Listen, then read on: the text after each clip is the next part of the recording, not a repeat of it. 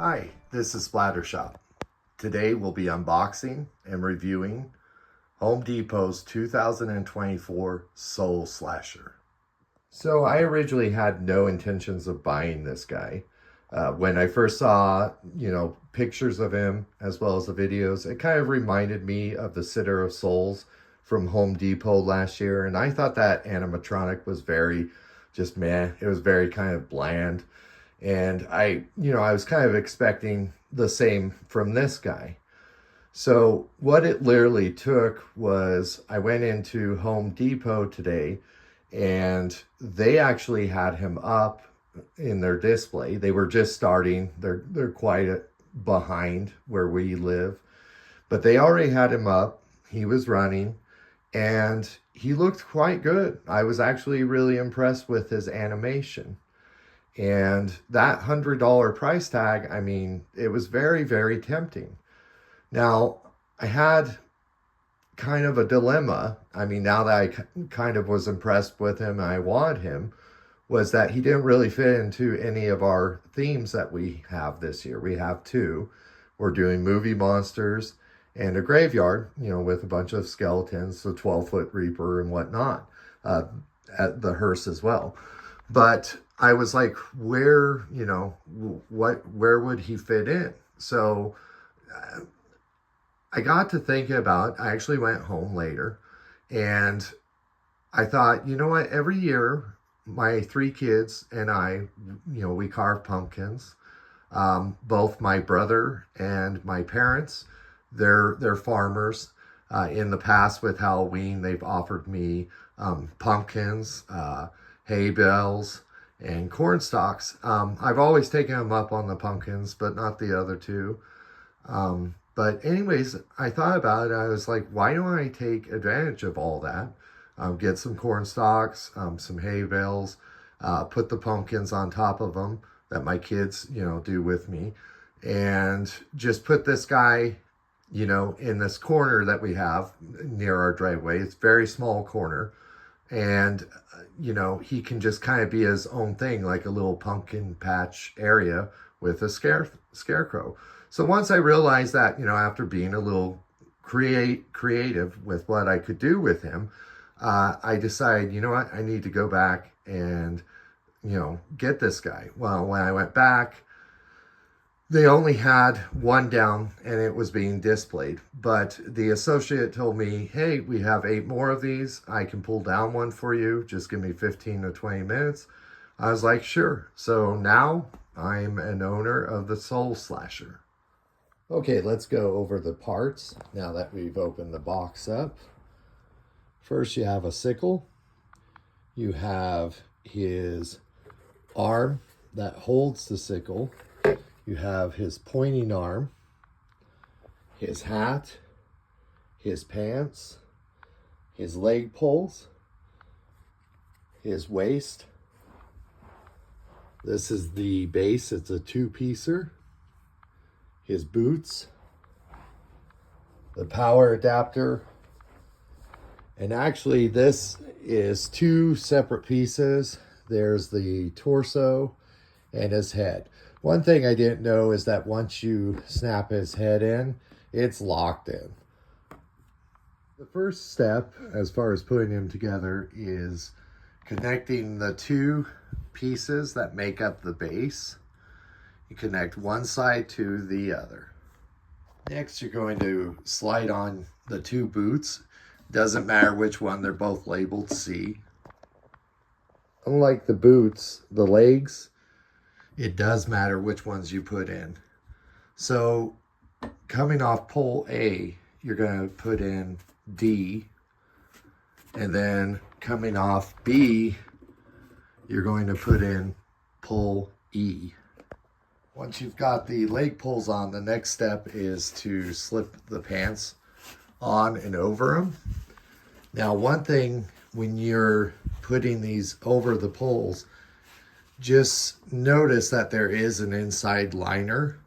So you want to make sure that you're actually sticking the poles through it as well.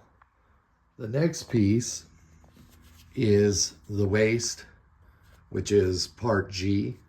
You're just going to snap it in to the two leg pulls.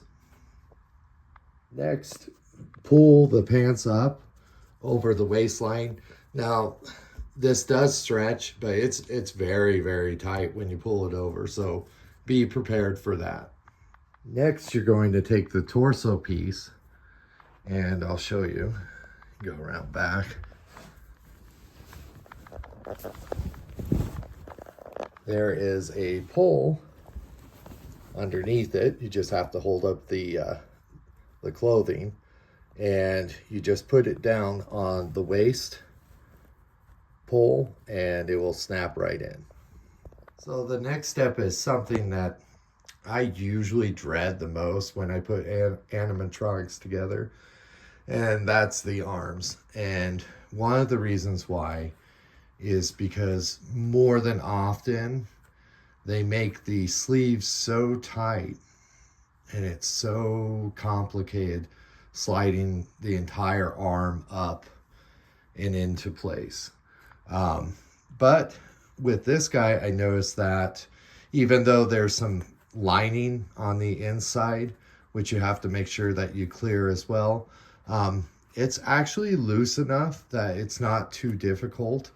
I actually went through the back and just kind of pulled the arm through from the back side. This is all kind of very hard to see and expose. Go ahead and see if I can try to. Yeah, it's hard with the jacket, but on the inside, like most animatronics, there is a bracket. You just kind of slide the arm up and through the bracket on each side, and then they're on. So one thing I forgot to point out is the cotter pins with the arms. So this side is the pointing arm. It's the one that actually has animation. So I would definitely put your cotter pin in on this side. Now the other arm, which is your sickle arm, that one is a little bit more tricky to put in the cotter pin because the noodle actually goes above the two pins that slide down through the bracket. It's actually above it. So it was actually kind of tricky to slide it in the first place. And it's going to be even more trickier putting that cotter pin down inside the noodle. So this one, this arm with the sickle, it's not even animated. And it is weighed down. I mean, it does bend and go up with the sickle, but I really don't see why you would need to put the cotter pin in on this side. If I'm wrong, I'll go back to that and suggest that you put the cotter pin in. But as of right now, I would say if you can't get it in, it's too hard, just leave it be on that side. So once you got the arms on and the cotter pins in, you're going to notice that there's Velcro up here, and there's actually 3 pieces of it, but you're going to notice only on the hand there's one where you can attach it. And why is because down below on this sleeve, you're supposed to actually attach them together, not to the hand. So the next part is sliding in the head. There's actually like a little notch on the top that you're going to push this head down, and it snaps into place. I'll be honest, that was a little tricky for me. A lot of the reason why is because this collar is on the tight side. The other thing is you might be confused as to where is the wires for the eyes. And that kind of threw me off for a little bit too, because you have it coming off the back of the head right here, but then you start looking around underneath and you're like, where's the wire? Well, the wire is actually off to his left shoulder. It's actually tucked under his outfit. So you have to kind of go under the shoulder and reach around, and eventually you'll feel the other wire, and you'll just pull it up and through, and you're going to connect it next. Once you're done connecting the head, the next part is the hat.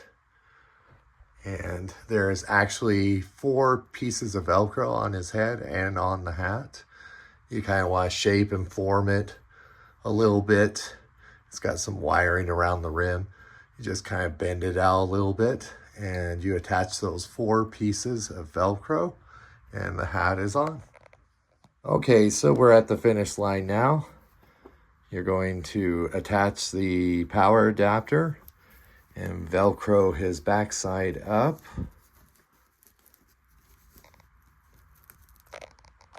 And you're ready to plug him in. All right, let's test this guy out.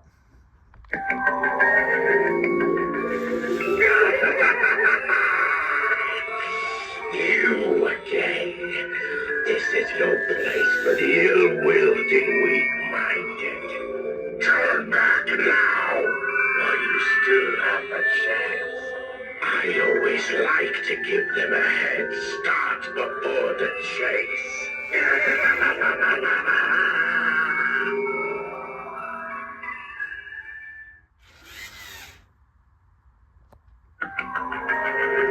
Hey, you. Come here. I have a bone to pick with you. You and your friends need to stop trespassing, or else this cold, sharp blade will reap more than just my crops. Now, get out of here! Okay, it's time to review this guy. So for a budget prop, he is pretty awesome. I'm actually very happy that I decided to purchase this guy. I wasn't expecting it, but overall, I mean, for $100, he's really impressive. He looks good. He's hard plastic.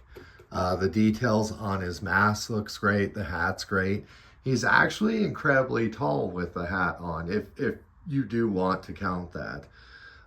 The quality as far as the clothing goes, for $100, it's actually pretty impressive. I've seen more expensive animatronics with like cheaper looking costumes and fabric and whatnot. And this guy is actually pretty impressive for the price. So as far as him being put together, he is probably one of the easier animatronics I've had this year. Probably the only tricky part was getting the head to slide in because the collar is real tight, and also finding that wire that connects, that lights up his eyes. Other than that, he was pretty simple to put together. Not difficult at all, not much wiring to attach. So I actually really recommend this guy. I can see why he's real popular this year. At $100, looking this good and actually having, you know, some cool animation with the finger pointing. And the other thing I do like is that he does turn his head left to right, like he's searching for you. And then when he gets ready to point his finger, he kind of looks you dead on. And that's also really impressive with him.